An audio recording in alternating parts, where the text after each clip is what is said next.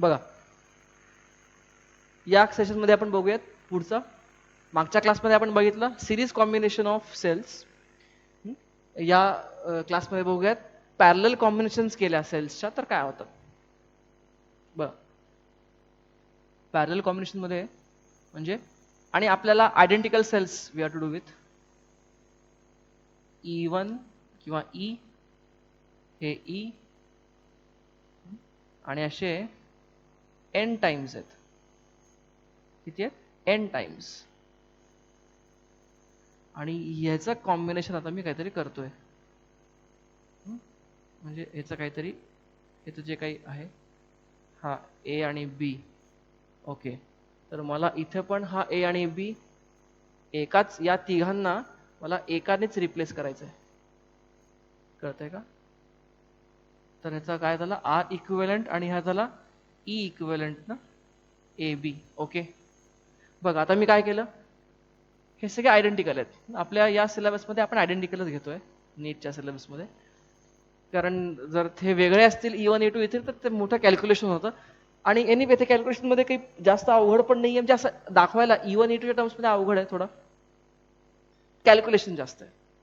पण हे जे आकडे जर असतील तर कॅल्क्युलेशन सोपं जातं. KVL वापरायचं आपल्याला बाकी काही वेगळं करायचं नाही. बघा आता हे तिघांना हे तिघ किंवा जे काही n आहेत आय राईट n टाइम्स ह्यांना मी अशाने रिप्लेस करू शकतो का. तर येस. कसं होती रिप्लेसमेंट ही. अच्छा आता ह्याच्यामध्ये काय असतं हे मी प्रूफला जात नाही. पण हा R हा E इक्विव्हॅलंट जो असतो तो E इक्विव्हॅलंट हा Eच असतो. E इक्विव्हॅलंट किती असतो हा E E E E parallel म्हणजे या कॉम्बिनेशनचा टोटल E पण Eच.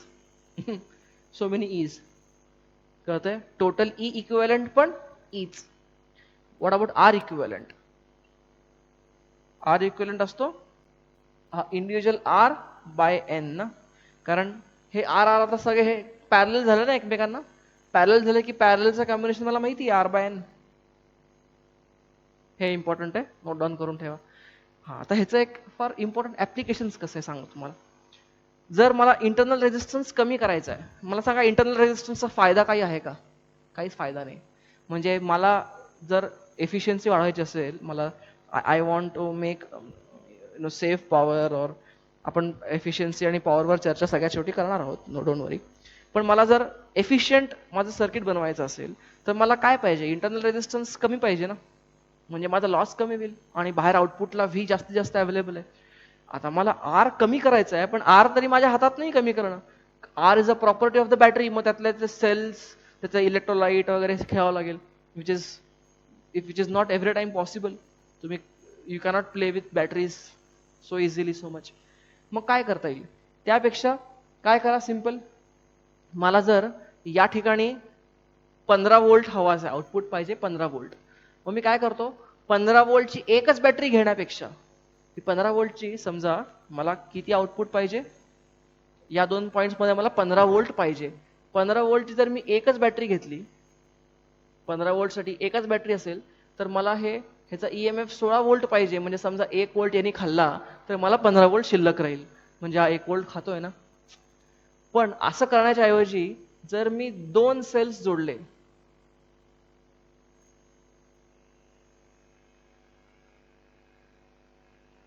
तर मला काय मिळेल. आता टोटल ह्याचा जो काही EMF आहे बेसिकली झालं काय. 15 आकड्यांकडे बघू नका. हा E आहे आणि R आहे. आता या कॉम्बिनेशनचा Eच आहे पण R नाहीये. R काय आहे R/2 झालं ना. आता 2 आहेत ना N = 2 झालं म्हणजे R/2 झालं. कळतंय. म्हणजे मी काय केलं अचीव मला आउटपुट शेवटी जे मिळायचं तेच मिळालं. म्हणजे E जो पाहिजे तोच त्याची व्हॅल्यू तीच आहे पण माझा इंटरनल रेझिस्टन्स आता अर्धा झाला हाफ झाला.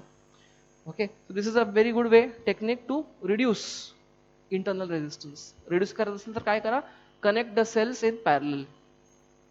Okay fine. तर हे नोट डाऊन करून घ्या simple.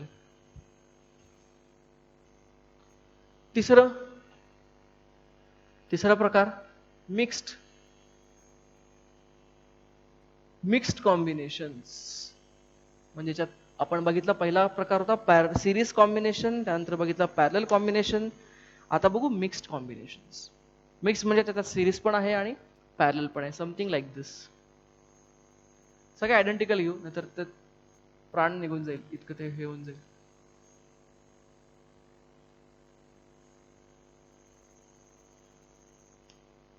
Dot dot dot dot असे एन आहेत. किती येत आहे? N times. असे हा आहे E R E R E R आणि हे ई आर, असे एन सेल्स आहेत. हे एन सिरीज मध्ये आहेत. असे एन सिरीज मध्ये जर मी एम पॅरलल लावले, एम, तर म्हणजे कसं बघा.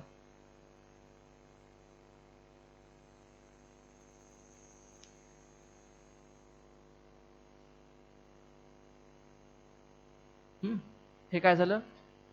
असे किती आहेत? M times. जे हा शेवटचा काढतोय फक्त.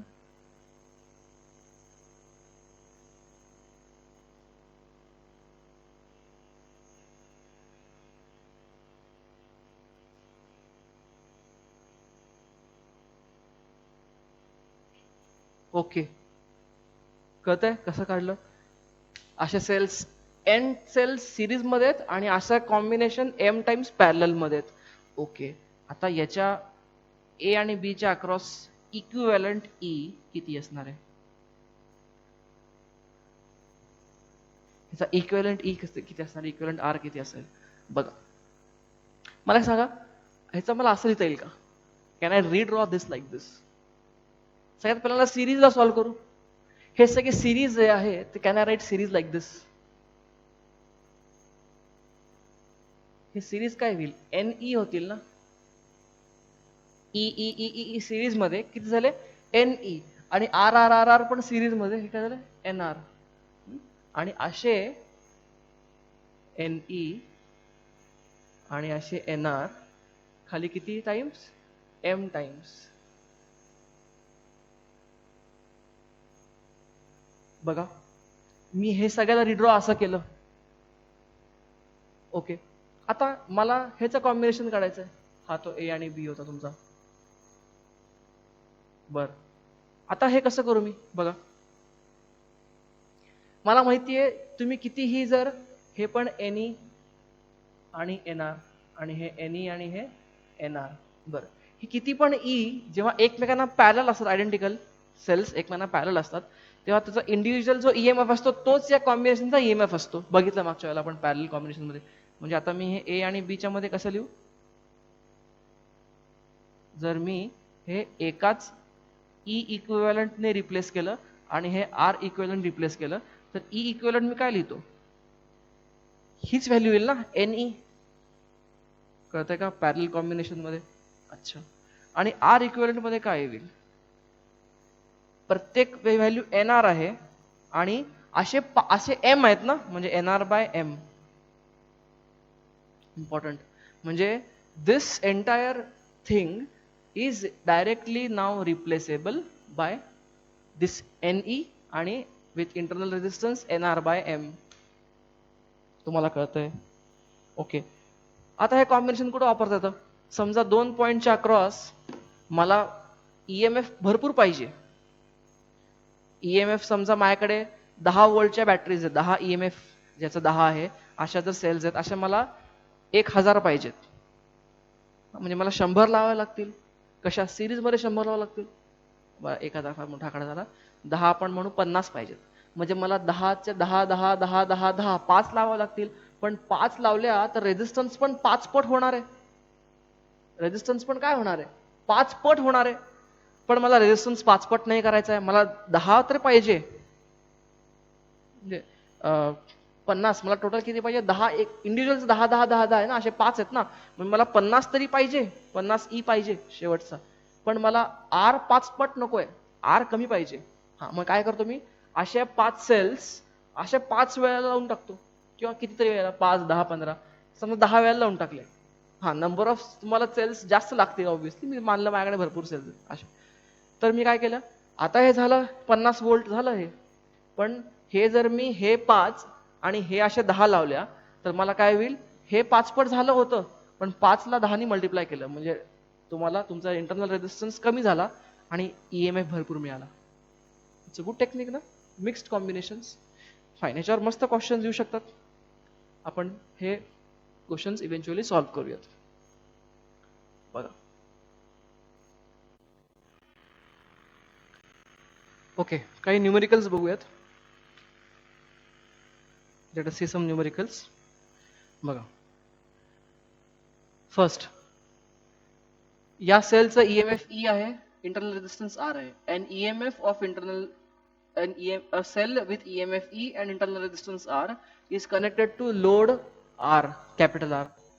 Okay, if capital R is 3 ohm, then terminal voltage of cell is 12 volt. सेलचं टर्मिनल व्होल्टेज म्हणजे काय, याचं कॉम्बिनेशनचं मिळून असलेलं व्होल्टेज, ह्याचं आउटपुट ते किती आहे, 12 व्होल्ट. कधी, जर R ची व्हॅल्यू अशी असेल तर. If R value is this, terminal voltage is this. त्यांनी काय विचारलंय, फाइंड E अँड R. अच्छा, हे कसं सॉल्व्ह करणार, मला रिलेशन काय माहिती आहे. आता हा हे डिस्चार्जिंगच सेल आहे ना, म्हणजे V is equal to E minus IR, बरोबर आहे. अच्छा, पण मला I काय माहिती आहे, but I is equal to V by R ना, I equal to V by R. मग I equal to V by R जर ठेवलं तर मला काय रिलेशन मिळेल, V बाय R असं मिळेल का मला.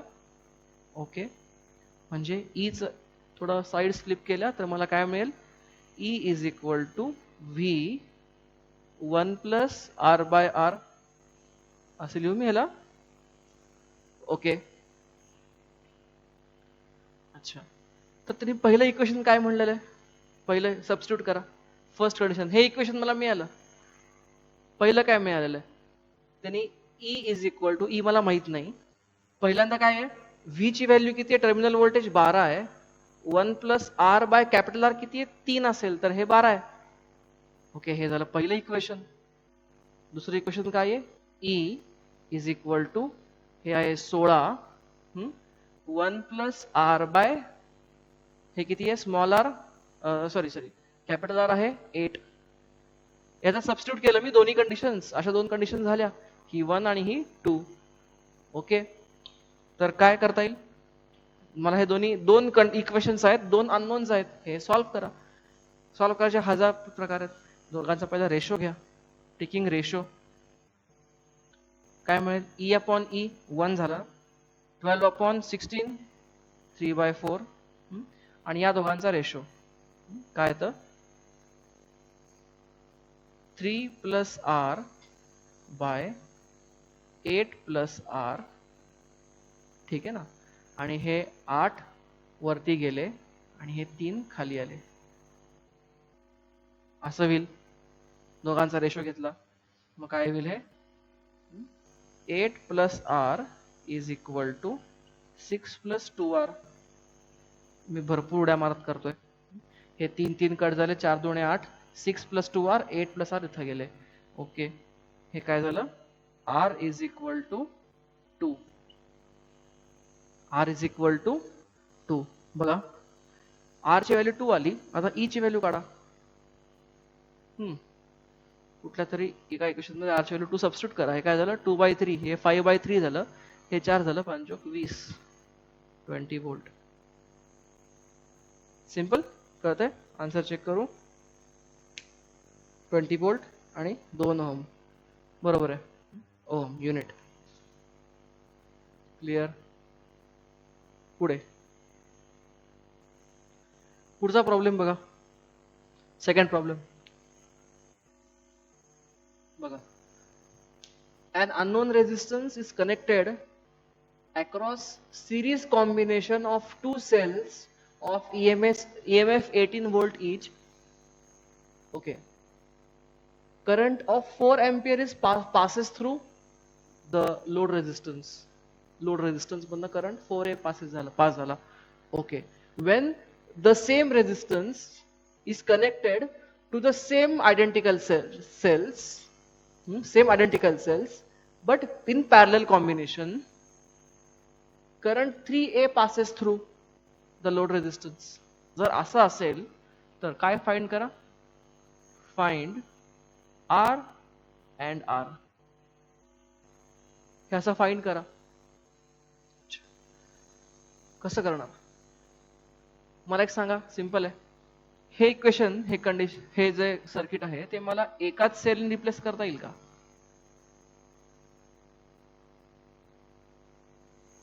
बघा कसं आहे. हे ई, हे काय आहे, एका सेलनी. आता काय झालं, 18 आणि 18 36 व्होल्ट झालं ना. आणि हे काय झालं, आर आणि आर 2R झालं का? ओके. आणि हे काय, आर. ओके. तर मग आता करंट इथनं किती आहे, 4 एम्पियर. म्हणजे आय इज इक्वल टू काय असतो, व्ही बाय आर. म्हणजे या ठिकाणी काय आहे, E by R plus R ना. हे कुठून आलं?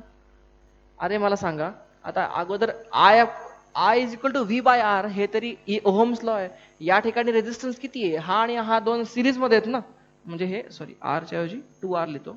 बरं ठीक आहे, जनरल फॉर्म्युला असा आहे, आर आणि स्मॉल आर. तर आता मी या ठिकाणी सबस्टिट्यूट करतो. या ठिकाणी 4 एम्पियर करंट आहे. ई ची व्हॅल्यू किती आहे, 36. हा फॉर्म्युला तुमच्या नोटमध्ये लिहून ठेवा कुठेतरी चांगल्या. हा फॉर्म्युला इम्पॉर्टंट फॉर्म्युला आहे. I equal to E by R plus R. Okay.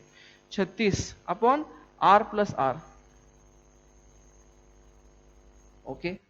हे काय झालं, I get R plus 2R is equal to 9. हे equation number 1. Come back here. आता मी ह्याचं कसं इक्विव्हॅलेंट काढतो बघा. हे 18 व्होल्ट 18 व्होल्टचं पॅरलल कॉम्बिनेशन झालं 18 व्होल्ट. आणि आर आणि आरचं पॅरलल झालं R/2. आणि हे काय झालं, हा कॅपिटल आर. आता करंट किती जातोय, 3 ampere. Use this formula here.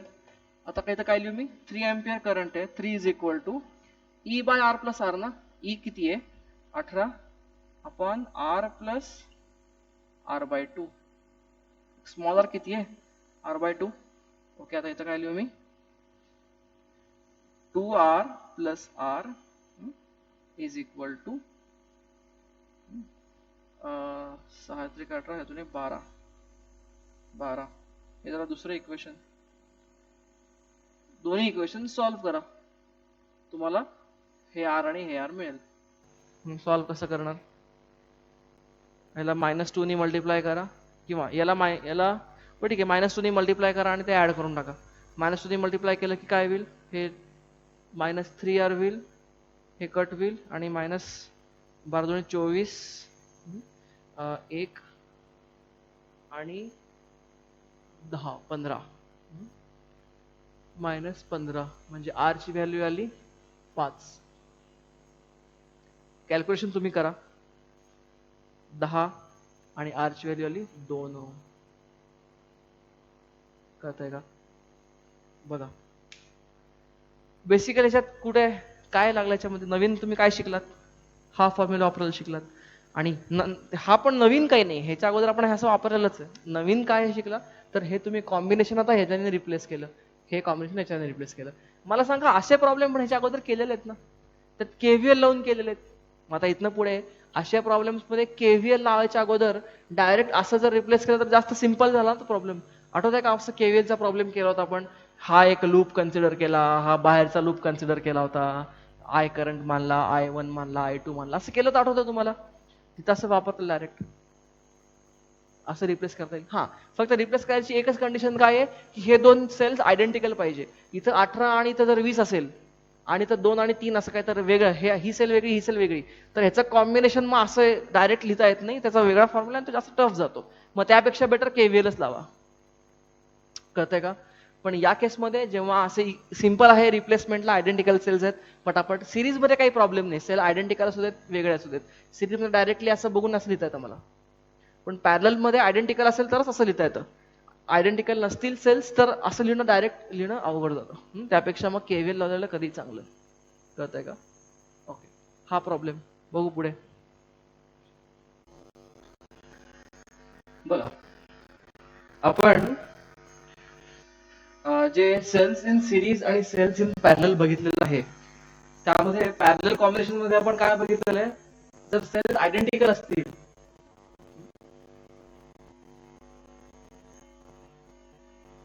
जर सेल्स आयडेंटिकल असतील, if there are n cells identical to each other in parallel combination, आपण काय बघितलेलं आहे, if the individual EMF is E and individual resistance R आहे दोघांमधला, जे कुठले n असतील, असे किती आहेत n टाइम्स, तर त्या सगळ्यांचा कंबाइंड जो काही आहे EMF तो मला कसा काढता येईल हे आपण बघितलेलं आहे. त्याचा कंबाइंड EMF ईच असतो ना, आणि कंबाइंड इंटरनल रेजिस्टन्स किती असतो R/N, आपण हे बघितलेलं आहे. ओके, आता हा फॉर्म्युला कधी यूज होतो, जेव्हा हे सगळे सेल्स आयडेंटिकल आहेत. पण काय होईल जर सेल्स आयडेंटिकल नसतील तर काय होईल बघा. म्हणजे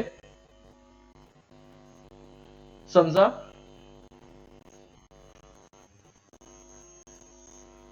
हे E1 R1, हे E2 R2 आणि dot dot dot dot, this is EN आणि हे RN.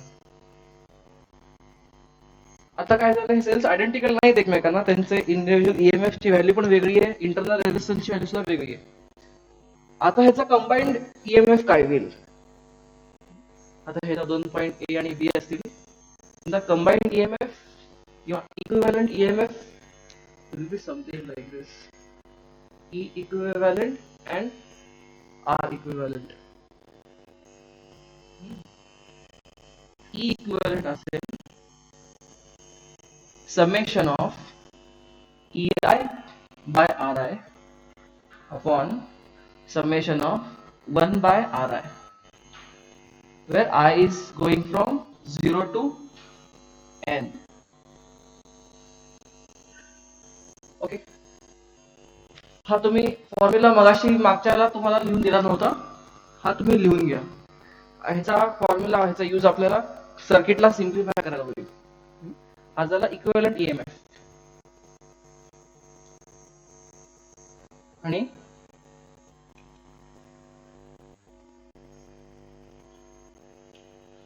आज इक्विव्हॅलंट किती असणार आपल्याला माहिती ना, आर इक्विव्हॅलंट तरी सगळे सिरीज पॅरलल मध्येच आहेत ना, तर आर इक्विव्हॅलंट काय, ही summation of 1 upon RI, where I goes from 0 to N.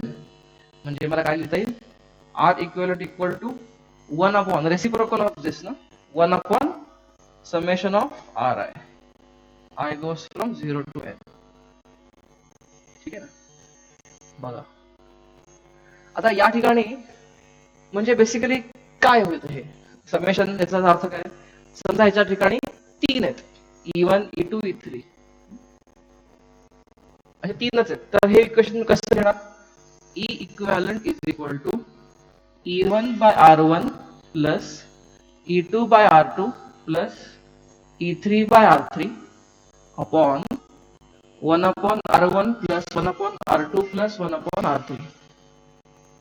ही काय झाली व्हॅल्यू इक्विव्हॅलंट EMF ची. ठीक आहे ना, ओके. आता तुम्हाला हे सॉल्व्ह करून तुम्हाला काय मिळेल, you will get E equivalent and what about R equivalent, हे तर आपल्याला माहिती आहे, 1 upon R1 plus 1 upon R2 plus 1 upon R3. हे काही वेगळं नाहीये, हे आपण करत आलोय, हे सिरीज रेजिस्टन्स इन पॅरललच आहे ना, हेच आपण कसं लिहितो ह्याच्या अगोदर, 1 upon R equivalent equal to 1 upon R1 plus 1 upon R2 plus 1 upon R3 असं लिहितो ना हे. हा, त्यालाच मी रेसिप्रोकल व्हॅल्यू असं लिहिलेलं आहे. ओके, तुम्हाला नवीन काय आहे तर हे नवीन आहे, that you should note down. तर ह्याची नोट डाऊन करून घ्या, हे आपण बघूया त्याचा यूज कसं करायचा.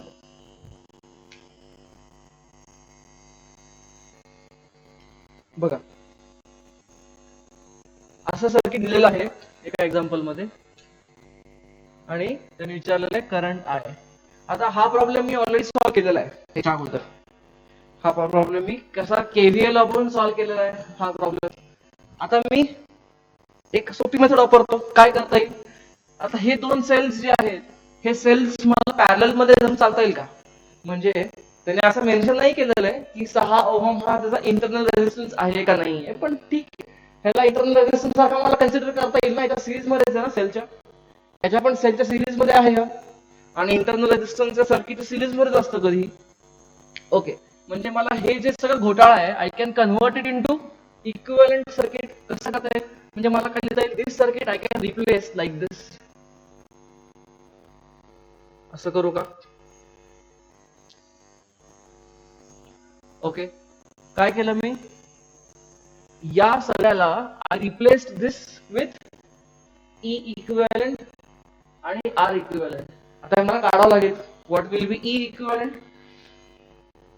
E1 by R1 plus E2 by R2 upon 1 upon R1 plus 1 upon R2. हे काय झालं, E. आता हे सॉल्व कसं करता येईल, 12, 42 आणि हे 3 करताय का? ओके, 3 3 12. फाईन. हे काय झालं, व्होल्ट. म्हणजे आता मी काय करतो, आर आय डिसेस 14 व्होल्ट, आणि आर इक्विव्हॅलेंट किती येतो, आर इक्विव्हॅलेंट त्याचा 1/6 की आपलं नेहमीचा R1 R2 आपण R1 प्लस R2 किती येतो, 6 आणि 3 चा आर इक्विव्हॅलेंट किती येतो, 1/6 प्लस 1/3, 3 प्लस 3/6 म्हणजे 1/2 म्हणजे 2. आर इक्विव्हॅलेंट काय आला, 2. काय नाही, दोन पॅरलल मध्ये घेऊन चला, नथिंग डिफरंट, 2. ओके, हे असं झालं. मला त्यांनी काय काढलं सांगितलं, आय. आता आय काय आहे, व्ही अपॉन आर ना, 14/5 आणि 2 7. आता हे दोन रेजिस्टन्स सिरीज मध्ये आहेत ना, म्हणून 7 केलं. आय काय आला, 2 एम्पियर. सिंपल. केसीएल केव्हीएल लावायची काही गरजच पडली नाही, मी डायरेक्टली हे रिप्लेस केलं याच्याने, आय रिप्लेस दिस विथ दिस. बस. कळतंय तुम्हाला कुठे वापरता तो हा फॉर्म्युला, त्यामुळे हा फॉर्म्युला नोट डाऊन करून ठेवा, मग सांगितलं. बघू पुढे, पुढचा क्वेश्चन बघू. असं दिलेलं आहे, काय काढायचंय, find I. Find I, I1 आणि हे I2. आय काढा, I1 काढा, I2 काढा. ठीक आहे, काढू, काय काय काढायचं काढू, काय प्रॉब्लेम काय आहे आपल्याला. एकदा काय करायचं कळलं की नंतर मला जे देतील काढता येईल. Find I, five I1, five I2, find I2. आता हे मला किर्चॉफ लॉ ने करता येईल, व्होल्टेज लॉ. या लूप मध्ये व्होल्ट केव्हीएल लावला, या लूप मध्ये लावला, या लूप मध्ये लावला. तर आता प्रॉब्लेम काय, त्यामध्ये 3 अननोन आहे, त्यामुळे तुम्हाला 3 किर्चॉफ लावावं लागतील. ओके, तर 3 किर्चॉफ लावायला लागतील. मग तसे 3 किर्चॉफ लावण्यापेक्षा मला सांगा, हा एक सेल, हा म्हणजे काय, 10 व्होल्ट आणि त्याच्या सिरीज मध्ये असलेला रेझिस्टन्स, त्याचा इंटरनल रेझिस्टन्स धरून चालू, हा आणि हा एकमेकांना पॅरलल मध्ये आहेत का, आहेत. मग मला हे सिम्प्लिफाय कसं करता येईल, मला सिम्प्लिफाय कसं करता येईल, I can replace this with, हे दोन्ही पैकी मला पॅरलल आहेत, म्हणजे काय झालं, 3/10 ना, 50/15 म्हणजे मेक्स इट 10/3, 50/15 ना, 50/15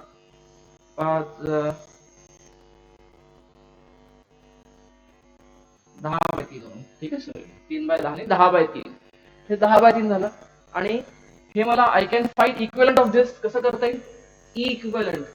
हा, E1/R1 plus E2/R2 upon 1/R1 plus 1/R2. कसं केलं हे, हे झालं 45/3, 45/3 म्हणजे झाले 15. आणि आर इक्विव्हॅलेंट काय झाला, ह्या दोनचा इक्विव्हॅलेंट 2/3, R1 R2 पण R1 plus R2. ओके, म्हणजे काय येतं, मी लिहित होतो, I write this as 15 volt आणि हा रेझिस्टन्स काय झाला, 2/3 ओम. ओके, मला हा करंट आय मिळून जाईल. आय काय आहे, V/R, 12/3 म्हणजे 4 ना, टोटल रेजिस्टन्स किती आहे?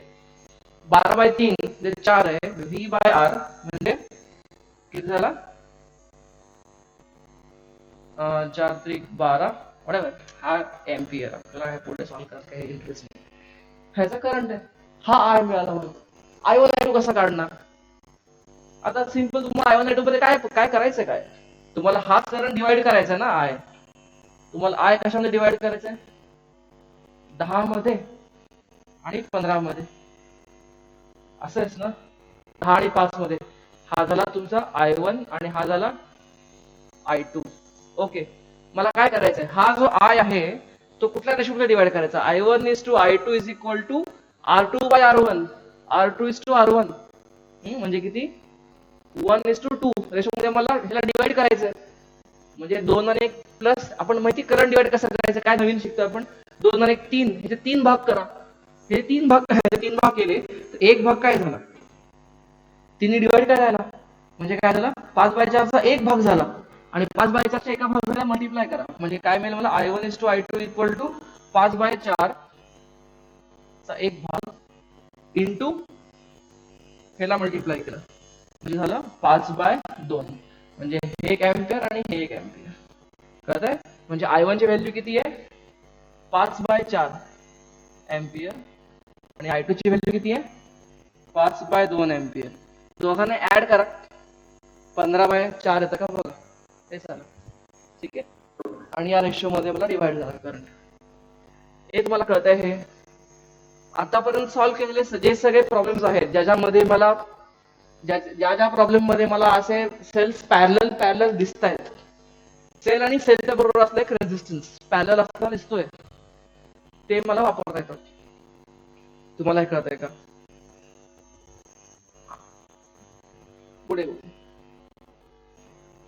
पुढचा प्रॉब्लेम बघू. पुढचं एक्झाम्पल. आता हे एक्झाम्पल, ह्याच्यात त्यांनी काय विचारलंय? Find potential difference across AB किंवा अक्रॉस 3 ओम रेझिस्टन्स. सगळे व्हिडिओला पॉज करा आणि हे ट्राय करा प्रॉब्लेम. झाला ट्राय करून? आता करंट इलेक्ट्रिसिटीमध्ये सर्किट सॉल्व्ह करायचं असेल तर भरपूर मार्ग आहेत. याच्यामध्ये मला KCL पण लावता येतो, KVL पण लावता येतो, पॅरलल सेल्स बघून ते पण करता येतात. यातनं कुठला तुम्ही मार्ग वापरायचा, इट्स अप टू यू. तुम्हाला काय सोपं वाटतं ते करायचं. पण कधी कधी काही काही प्रॉब्लेम्स मध्ये KCL वापरणं सोपं असतं, काही काही प्रॉब्लेम मध्ये KVL वापरणं सोपं असतं. आता हे तुम्हाला कधी कळेल? जेव्हा तुम्ही एक एक 50, 60, 70 प्रॉब्लेम्स यायचे या चॅप्टरमध्ये स्वतः सॉल्व्ह कराल. अनसॉल्व्ड प्रॉब्लेम्स 50-60 प्रॉब्लेम्स स्वतः तुम्ही सॉल्व्ह करणार. जेव्हा तेव्हा तुम्हाला हे बघूनही कळेल, तुम्हाला कळायला पाहिजे अरे याच्यात हे वापरले की सोपं जाईल. आता मी तुम्हाला आता हा मी टॉपिक शिकवतोय सेल्स इन पॅरलल म्हणून हा पॅरलली करून दाखवतो. पण तुम्ही याचा होमवर्क हा प्रॉब्लेम KCL नी पण करा. KCL मध्ये काय म्हणजे काय? यातला कुठला तरी पोटेन्शियल 0 मानायचा. हा 0 मानला, हा 6 होईल, हा 6 4.5 इथला पोटेन्शियल होईल. हे झालं की इथलं माहित नसणार, इथला अननोन माना. अननोन मानला की हा current I1 I2 I3 I4 असा आणि KCL लावा. That is only you can do it.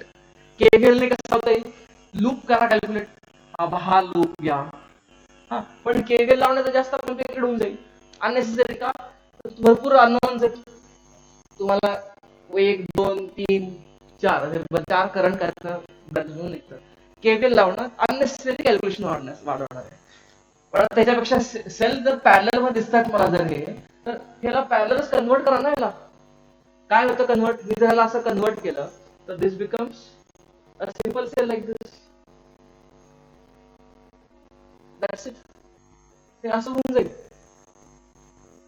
आता हे झालं E इक्विव्हॅलंट आणि हे झालं R इक्विव्हॅलंट, या पॅरललचं कॉम्बिनेशन. आता E इक्विव्हॅलंट तुम्ही कसं काढणार? E इक्विव्हॅलंट कसं काढणार? E1 upon R1 E1 upon R1 तेच आता E2 upon R2 plus E3 upon R3 upon 1 upon R1 plus 1 upon R2 plus 1 upon R3. हे तुम्हाला सॉल्व्ह करायचंय. कसं करता येईल? ओके, हे झालं वरती 9, हे झालं 9, म्हणजे 6 6 कट झाले. हे 9 9 6 12 22 आणि 21 वर झाले 21 आणि 1 2 3 4 बाय 4 व्होल्ट. त्याचा चेक करा कॅल्क्युलेशन. 9 6 15 15 6 21 बरोबर आहे आणि 2 आणि 3 आणि 4 बरोबर आहे. झालं इक्विव्हॅलंट ई म्हणजे काय देतो मी 21 बाय 4 व्होल्ट. अच्छा, आर इक्विव्हॅलंट काय देतो? तिन्ही सिरीज पॅरलल मध्ये, तिन्ही रेझिस्टन्सेस पॅरलल मध्ये. आर इक्विव्हॅलंट काय देतो मी? 1 upon R equivalent is equal to 1 upon 6 plus 1 upon 6 plus 1 upon 3. हे काय झालं? 2 आणि 3 आणि 4 4 by 6 makes it 2 by 3. म्हणजे R equivalent काय झालं? 3 by 2 ohm. कळतंय का? ओके, आता मला हा करंट काढायचा आहे. कसा करंट काढता येईल बघा. हा करंट कुठला झाला? हा करंट इथला झाला ना. बरं, तो करंट आहे, कारण तुम्ही अख्ख्या या फॅमिलीला रिप्लेस केलेलं आहे एवढ्या फक्त. You understand? ओके, मला आय काय मिळेल? I is equal to V by R. या सख्या सर्किटचा व्ही किती आहे?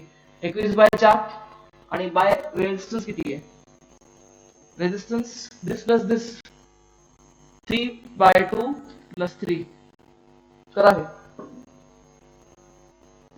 9 बाय 4 आहे म्हणजे 21 बाय 36 2 18 असं होईल ना. हे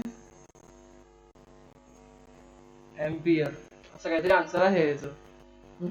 आन्सर एकदा मॅच करून घ्यायचं आपण. अच्छा, त्यांनी काय म्हणलं? पोटेन्शियल डिफरन्स विचारलं ना त्यांनी. ओके, फायनली पोटेन्शियल डिफरन्स विचारलाय मला अक्रॉस ए बी. हा, अक्रॉस ए बी मला पोटेन्शियल डिफरन्स हवा असेल तर व्ही अक्रॉस व्ही जो करंट यातनं जाणार आहे तो हाच आहे ना. ओके, म्हणजे V is equal to I R.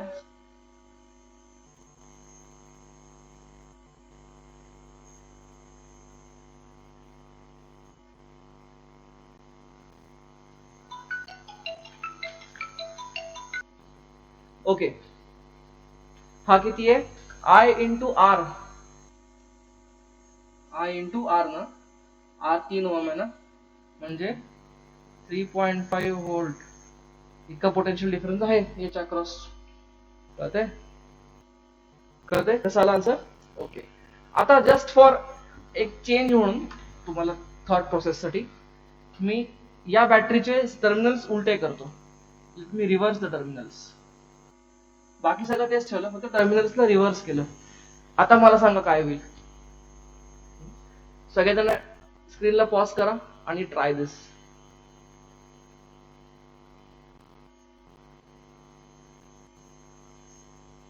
बघा, करून झालं असेल ट्राय तर लक्ष द्या. आता आर इक्विव्हॅलंट, आता ई इक्विव्हॅलंट काय येईल बघा. काही नाही, मगाशी ई इक्विव्हॅलंट कसा होता? आपण काय होतं लिहिलं होतं? ई इक्विव्हॅलंट आपला ओरिजिनल फॉर्म्युला काय आहे? E1 by R1 plus E2 by R2 dot dot dot dot upon 1 upon R1 plus 1 upon R2 dot dot dot dot, जेवढे एन आहेत ते. हे आपल्याला माहिती आहे, पण मला सांगा काय होईल जेव्हा टर्मिनल उलटे झाले. आता बघा हे सगळे हे एकमेकांना, मला सांगा हे जेव्हा असतं, हे जेव्हा इथं मी सगळं प्लस प्लस लिहितोय, हे प्लस का लिहितोय? कारण ते एकमेकांना असिस्ट करतायत. एकमेकांना ते असिस्ट करतायत. आता मला सांगा मगाच्या अरेंजमेंट मध्ये जेव्हा असं होतं तेव्हा हे एकमेकांना असिस्टच करतायत. असिस्ट करणं म्हणजे काय? या पॅरल कंडिशन मध्ये असिस्ट करणं म्हणजे काय? हा करंट असा जायचा प्रयत्न करतोय, हा पण असाच टाकतोय आणि हा पण असाच टाकतोय, आणि हेच करंट तिन्ही एकमेकांमध्ये ऍड होऊन इथं तयार होतात आय. आता यातला करंट कुठला? अपोज होतोय. बघा, जेव्हा मी टर्मिनल रिव्हर्स केले, आता काय झालं? हे दोन्ही करंट असे पाठवायचा प्रयत्न करतात आणि हा करंट असा पाठवतोय. हे तुम्हाला कळतंय का? याचा अर्थ नाव यातला एक, हा जो ही जी सेल आहे ही सेल अपोज करायला लागली, आणि अपोज करायचं असेल तर आपण त्या सेलचा ईएमएफ आपण मायनस घेतो. हा एकच फरक आहे, हे फार महत्वाचं आहे लक्षात घ्या. मग आता मला सांगा त्या केसमध्ये मी ई इक्विव्हॅलेंट काय लिहितो? E1 बाय R1 आता minus E2 by R2 plus E3 by R3 upon resistances पॅरललचे पॅरलच असणार. सेल असिस्ट करेल किंवा अपोज करेल, पण रेजिस्टन्स कधी असिस्ट करतो का? तर नाही. रेजिस्टन्स हा नेहमी अपोजच करतो.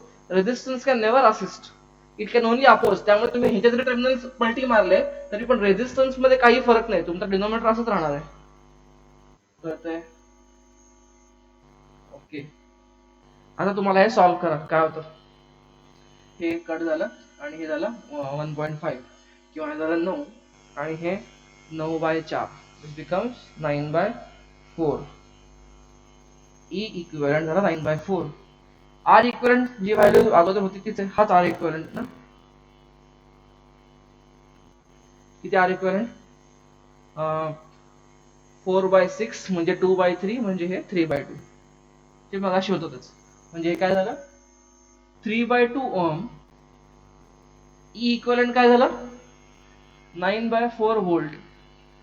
अच्छा, आता सांगा आय किती आहे? I is equal to V by R. Total R 3 2 6 3 9/2. हे काय झालं हाफ 0.5 एम्पियर. आय ची व्हॅल्यू किती आहे 0.5 एम्पियर. अच्छा, मग मला तर विचारलंय पोटेन्शियल डिफरन्स अक्रॉस 3 ओम म्हणजे V is equal to I R ना. यातनं हाच आय करंट यातनं पास होतोय. आय काय आहे 0.5 एम्पियर इंटू 3 हे झालं 1.5 व्होल्ट. व्ही ए व्ही किंवा व्ही अक्रॉस 3 ओम हे झालं आन्सर. बघा हेच आन्सर मला केव्हीएल वापरून करता आलं असतं, थोडंसं कॉम्प्लिकेट झालं असतं. केसीएल वापरून सुद्धा करता आलं असतं. कसं करता आलं असतं केसीएल वापरून? इथं पोटेन्शियल 0 व्होल्ट घ्या, हे 0 व्होल्ट, हे 0 व्होल्ट, मग हे पण 0 व्होल्ट होईल. मग हे काय होईल 6 व्होल्ट, हे होईल 6 व्होल्ट, हे होईल. अच्छा, या केसमध्ये हे उलट होईल ना. या केसमध्ये हे किती होईल -6 व्होल्ट होईल आणि या केसमध्ये 4.5 व्होल्ट होईल. अच्छा, इथलं पोटेन्शियल कुठलं तरी एक्स घ्या. मग हा माना I1, हा माना I2, ओके, आणि हा माना I3. कळतंय का? आता याच्यात I3 विभागला जाणार आहे ना, तर हा एक्स म्हटलं की हा पण एक्सच होईल ना, अख्खा जंक्शनच येत आहे. आणि हे I4.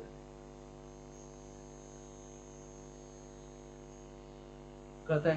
मग तुम्ही या जंक्शनला किंवा इथे I3 घेऊ, याला म्हणूयात I4 आणि I5. या जंक्शनला तुम्ही लावा केसीएल, त्या जंक्शनला केसीएल लावा. एकूण एकच आहे. हे तुम्हाला कळतंय का? आणि हे लावले आन्सर किंवा तुम्हाला एक्स येणार, इथे एक्स ची व्हॅल्यू तुम्हाला कळेल. एक्सचं पोटेन्शियल, इथला पण पोटेन्शियल एक्सच आहे. हे एक्स आणि हे 0. आन्सर हेच यायला पाहिजे. करून बघा, फार तर नाही येत असेल तर मला सांगा. चला.